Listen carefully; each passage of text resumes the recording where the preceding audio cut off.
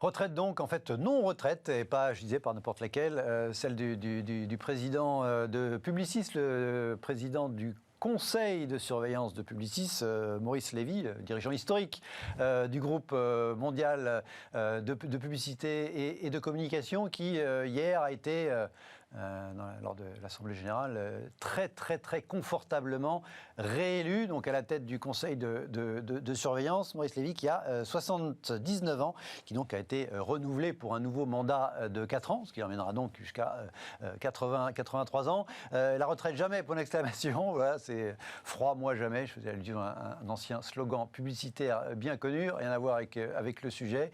Le clin d'œil malgré tout. Ça pose deux questions. Ça pose l'âge des capitaines en général, dans les grands groupes internationaux. Alors c'est encore une fois, c'est conseil de surveillance, c'est pas le dirigeant opérationnel qui est Arthur Sadoun depuis quelques années, mais bon, quand même, c'est quand même in fine le grand patron. Et puis ça pose la question de la gouvernance, précisément avec ces gouvernances bicéphales, ces directions bicéphales.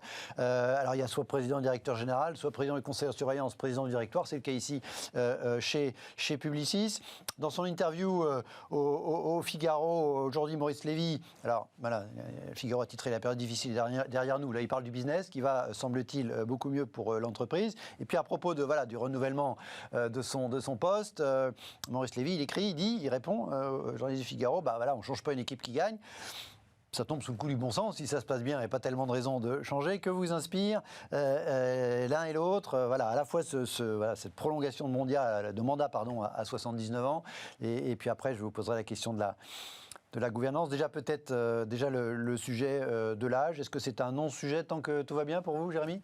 En tous les cas, j'espère à 79 ans avoir la même force intellectuelle que ce grand monsieur.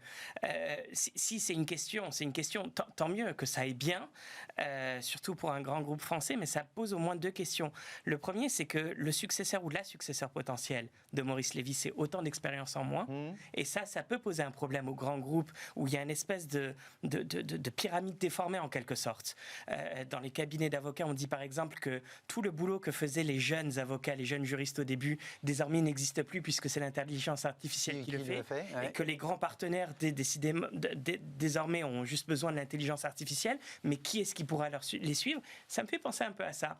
La deuxième chose, c'est on ne change pas une équipe qui gagne, bien évidemment que non, mais tout le monde sait, Maurice Lévy le premier, je le soupçonne, que le business bouge énormément et que l'équipe qui a été vainqueur hier ne sera pas celle qui gagnera le match demain. Et ça pose un réel problème, je pense, de diversité, pas au sens moral ou éthique du terme, même si l'argument moral et éthique est important, mais aussi au sens stratégique du terme, pour générer des nouvelles idées, surtout dans une industrie aussi créative que la sienne. Est-ce qu'on peut se dire qu'avec autant une durabilité dans le mandat, on continuera à réinventer une industrie qui a profondément besoin d'être réinventée comme toutes les autres ?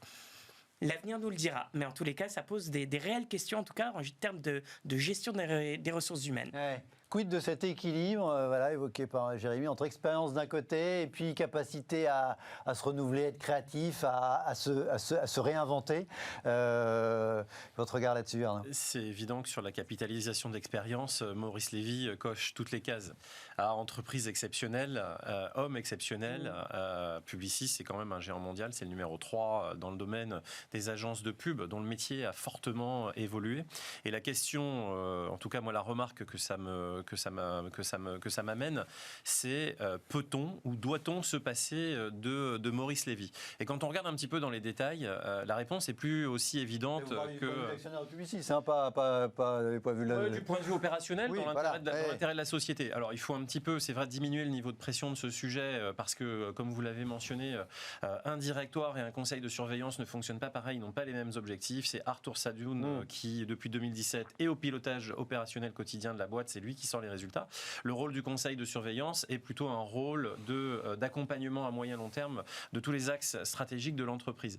Et de ce point de vue-là, aujourd'hui, Maurice Lévy apparaît comme indispensable puisqu'il a été plébiscité. Alors, est-ce qu'il est oui, il est renouvelé, c'était une élection de sénateur, très confortable, autour du quasi 90%. Est-ce que c'est par manque de ressources internes pour le suppléer, voire le remplacer ? C'est probablement un petit peu des deux. Publicis, c'est pas uniquement une agence de com, c'est aussi une société qui aujourd'hui accompagne la transformation digitale des entreprises, de la connaissance client, de la relation client, des axes qui sont vraiment stratégiques pour le développement des groupes.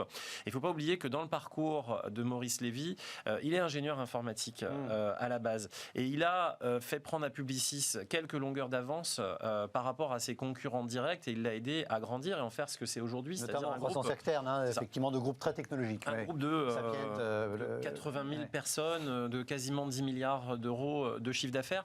Donc son rôle en tant que vieux sage, que gardien du temple et de figure tutélaire, elle est clairement au conseil d'administration. Donc 79 ans, est-ce que c'est beaucoup? En tout cas, de surveillance en l'occurrence, mais c'est plus ou moins. Il ne pourra pas encore faire beaucoup de temps dans ce domaine-là. Mais aujourd'hui, ça ne me paraît pas être un bloqueur fondamental, d'autant que Maurice Lévy est tout à fait connu pour détenir le numéro de téléphone portable de tous les patrons de ce que la Terre compte de grands annonceurs mondiaux. Et ça, pour le coup, il pour une continue à les appeler, c'est ce qu'il dit encore dans l'interview dans le Figaro, c'est que là, les gros clients, les gros patrons, les grandes boîtes, ils restent, alors peut-être pas, c'est pas l'interlocuteur pour toutes les campagnes, mais globalement, son téléphone n'est pas éteint. Sur la gouvernance, pour le coup, si on retire la question de l'âge, l'idée, supervision, exécution, c'est-à-dire un schéma bicéphale avec séparer les fonctions vraiment de présidence de direction générale, que ce soit sous la forme conseil de surveillance directoire ou que ce soit sous la forme présidence séparée d'une président non directeur général ou non exécutif séparé d'un directeur général. Il y a un peu tous les schémas. En France, on aime bien tout cumuler. Il y a quand même encore une majorité de PDG si on prend les grosses boîtes, si on prend le CAC 40. Alors, il y a des modes, mais est-ce qu'il y a des règles? Au sens où est-ce qu'il y a une vérité de schéma plus efficace que d'autres, selon vous, Jérémy? C'est dur à dire. Ce qui est évident, c'est qu'au moins dans ce mode bicéphale, il y a l'importance finalement de toute l'expérience que le conseil de surveillance peut offrir. Et c'est vrai, il ne faut pas céder au jeunisme sans limite et BA. Et je pense qu'il apporte encore énormément. Enfin, je ne suis pas dans le secret des dieux de Publicis, mais j'imagine qu'il apporte encore énormément à la table. Je pense que c'est aussi une manière, là aussi, je dirais, de garder un bon équilibre au sein d'une entreprise. Et là encore, une équipe qui gagne, l'avenir nous le dira, mais en tous les cas, s'ils ont confiance en cela, c'est vrai que ça apporte pas mal de valeur, j'imagine, en interne. À une taille un petit peu plus réduite que Publicis pour l'instant, Think Market, vous vous êtes organisé comment? Vous imaginez vous organiser comment demain, par exemple, sur ces questions de gouvernance, Arnaud? C'est une excellente question et il y a la forme d'organisation et la forme de gouvernance correspond vraiment au projet d'entreprise, à sa taille, à son niveau de maturité et aux enjeux qu'il y a dans les différentes entreprises. Chez nous, à notre niveau de taille, un petit peu moins d'une centaine de salariés. Clairement, il n'y a pas de directoire, de conseil de surveillance, mais figurez-vous que ça fait partie des réflexions. Puisque s'entourer de personnes plus seniors qui sont de secteurs d'activité différents, qui ont un intérêt particulier au développement de l'entreprise, soit par le système très structuré des jetons de présence, etc., soit par le système simplement du mentoring pour se faire accompagner, pour faire challenger des axes de développement, c'est quelque chose qui sert au quotidien aux dirigeants. Donc, de mon point de vue, ramener à la taille de Publicis un directoire qui regarde au quotidien l'activité économique et qui est chargé de sortir les résultats annuels et un conseil de surveillance qui est là pour discuter de la feuille de route, pour valider la stratégie de moyens et tous les éléments liés au développement et qui met aussi sous contrôle des éléments clés de l'entreprise. On a pu voir des polémiques sur les rémunérations. Il y a de plus en plus maintenant d'intégration de ce qu'on appelle le say on pay sur la rémunération des grands dirigeants. C'est un petit peu la jurisprudence Carlos Ghosn. Donc c'est une mécanique à la fois de contrôle pour les grands groupes, mais également d'accompagnement et d'accélération pour la validation de la stratégie. Donc évidemment, ça concerne un petit peu moins les petites entreprises, mais quand on est dirigeant, on ne peut pas avoir toujours la tête dans le guidon. On a besoin aussi de regarder à des horizons un petit peu plus moyen terme, et pour ça, être accompagné est une chose qui est très positive. Donc plutôt favorable.